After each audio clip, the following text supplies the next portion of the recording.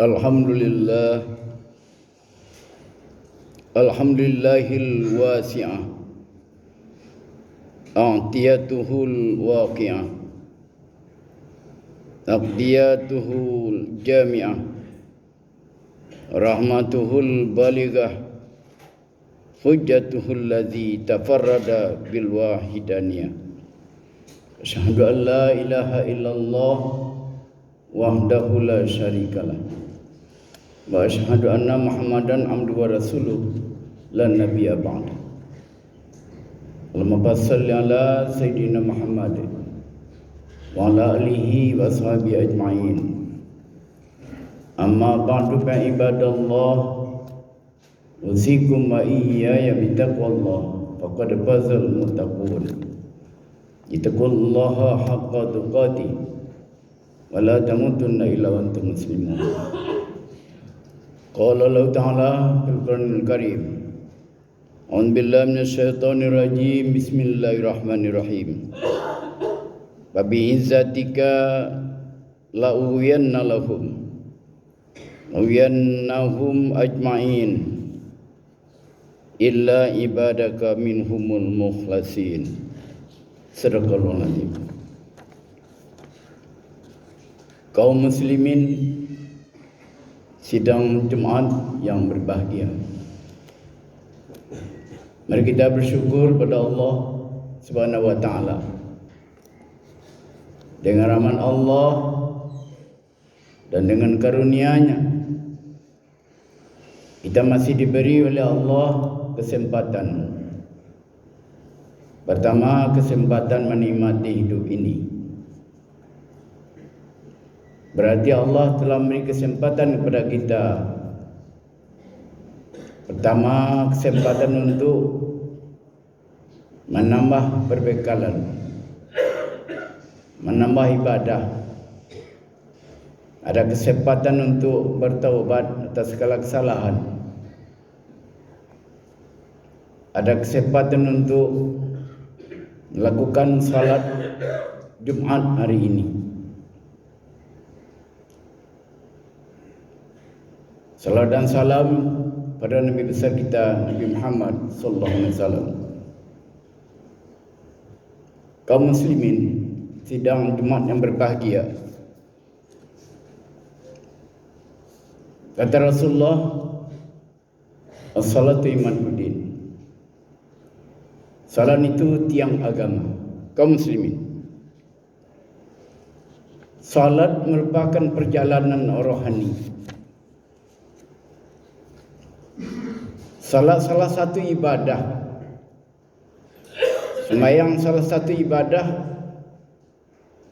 yang berhubungan langsung antara hamba dengan Allah. Ketika salat kita, rohani bergerak menuju zat yang maha tinggi, yang maha mulia. Zat Allah merupakan objek pikiran kita. Yang kita ucapkan, inna salati wa nusuki wa mahyaya wa mamati lillahi rabbil alamin.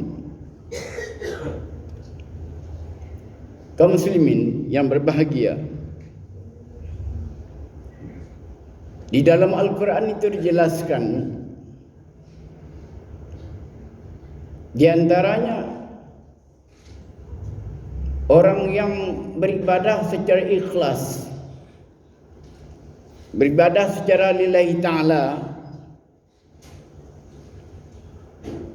mereka tidak akan mampu digoda oleh syaitan. Kenapa? Karena orang beribadah itu jiwa yang tinggi.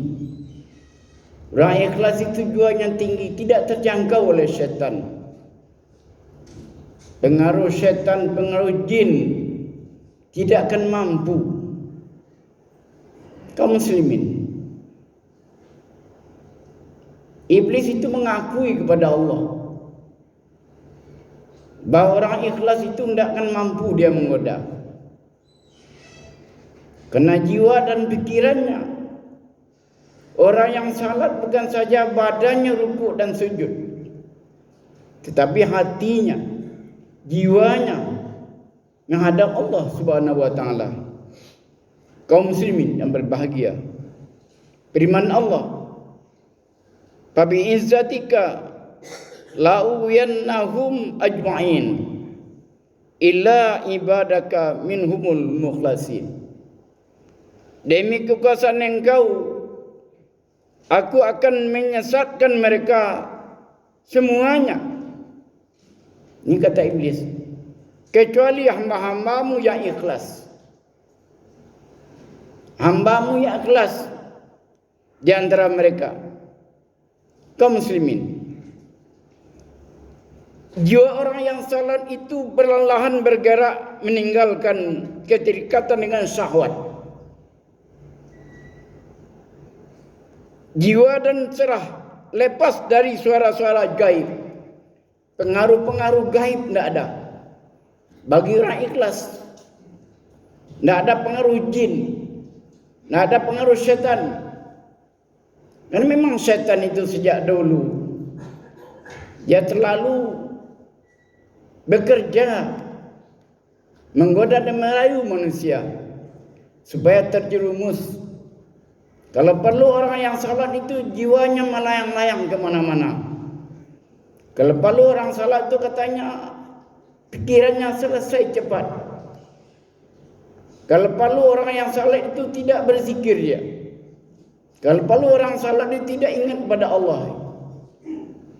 Wa idz qulna lil malaikati isjudu li Adam fasajadu ila iblis. Qala a'asjudu liman khalaqta tina. Qala ara'aitaka hadzal ladzi karamta 'alayya la in akhartani ila yaumil qiyamah la ahtanikana dzurriyyata illa qalila. Qala izhab. Kaum muslimin yang berbahagia, Allah merintah malaikat dan iblis untuk sujud kepada Adam. Malaikat patuh, yang tidak mau adalah iblis.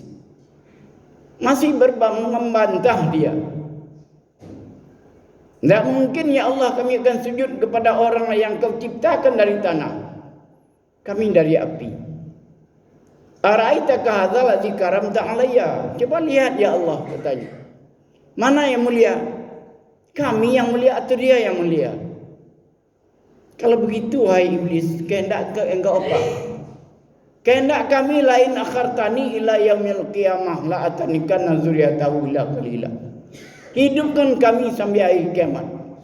Kami akan goda anak cucu Adam itu, kecuali sedikit tidak bisa kami goda. Sudah diputuskannya. Banyak yang tergoda, sedikit yang tidak, katanya. Banyak yang tergoda, sedikit yang tidak. Apa kata Allah? Qala izhab. Silahkan wahai iblis. Tidak dilarang oleh Allah. Tetapi hambaku yang beriman, yang bertakwa, engkau tidak akan mampu menggodanya. Karena orang beriman, orang bertakwa itu jiwanya tinggi, jiwanya kerendah. Orang yang ikhlas beribadah jiwanya tinggi. Tapi orang yang tidak ikhlas beribadah karena Allah jiwanya rendah. Karena keakuannya, karena kesombongannya, maka iblis akan bertengger di sana. Kaum muslimin yang berbahagia, kenapa? Karena jiwanya rendah, pikirannya kepada dunia, pikirannya kepada harta, pikirannya kepada pangkat, pikirannya kepada yang dicintainya di dunia ini. Kaum muslimin yang berbahagia, maka itulah terjadi. Orang salat, Allah sudah mengatakan, wala taqrabu shalah antum sukara. Kalau kamu tidak sadar, jangan kamu salat. Karena dalam salat yang kena ingat aku, kata Allah. Tapi kamu mabuk, kamu tidak sadar, kamu tidak mengerti apa yang kamu baca. Ala taqrabus shalah wa antum sukara. Kalau kamu tidak mengerti, jangan. Sehingga kamu mengerti apa yang kamu katakan itu dulu. Kaum muslimin yang berbahagia, ini salah satu nilai salat itu mengerti apa yang dibaca, apa yang diperbuat.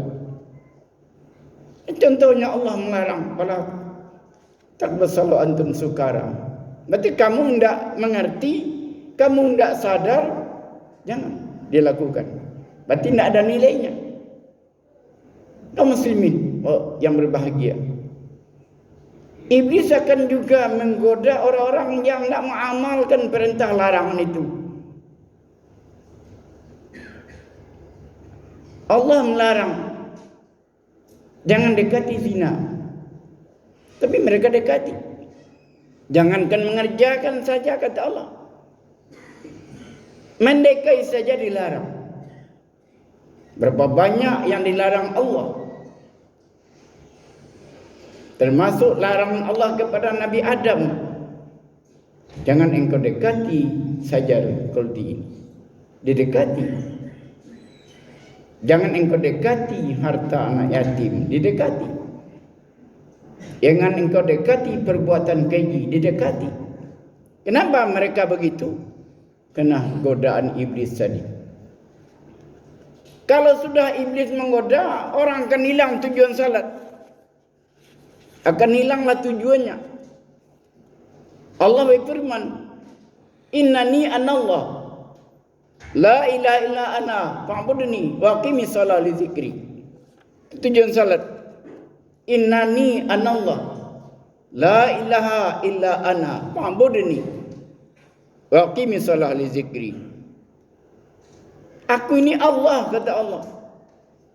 Aku ini Tuhan, kata Allah. Kalau orang bertanya kepada kita, siapa yang menyebut namanya Allah sendiri? Maka orang tidak berpedoman kepada wahyu, dia tidak tahu siapa Allah.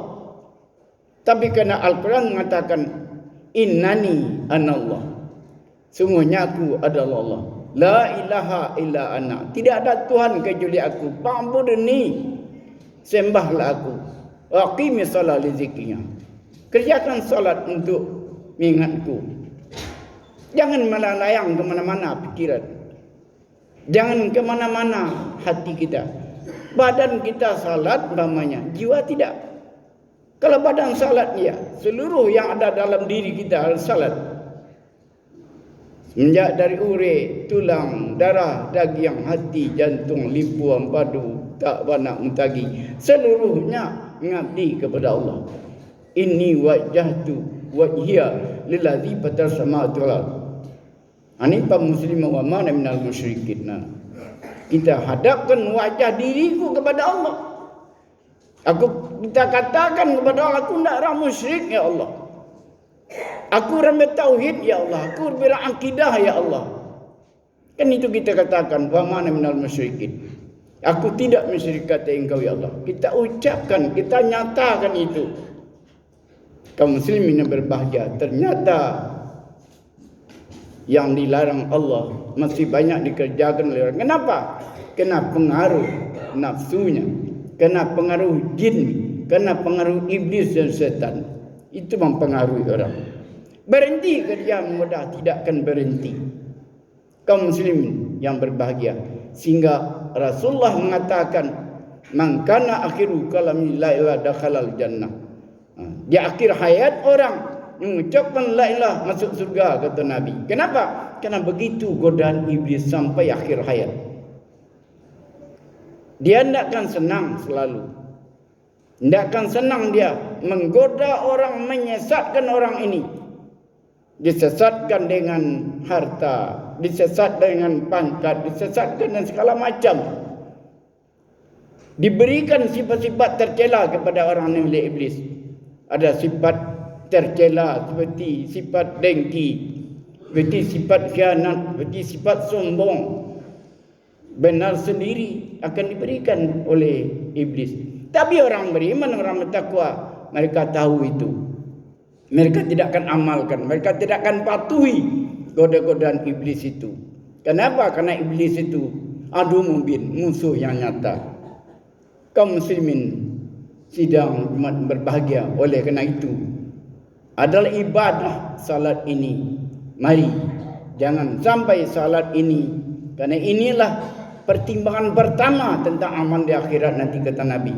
Yang diperiksa salatnya, belum yang lain. Yang pertama diperiksa salatnya bagaimana, sempurnakah uduknya, sempurnakah salatnya.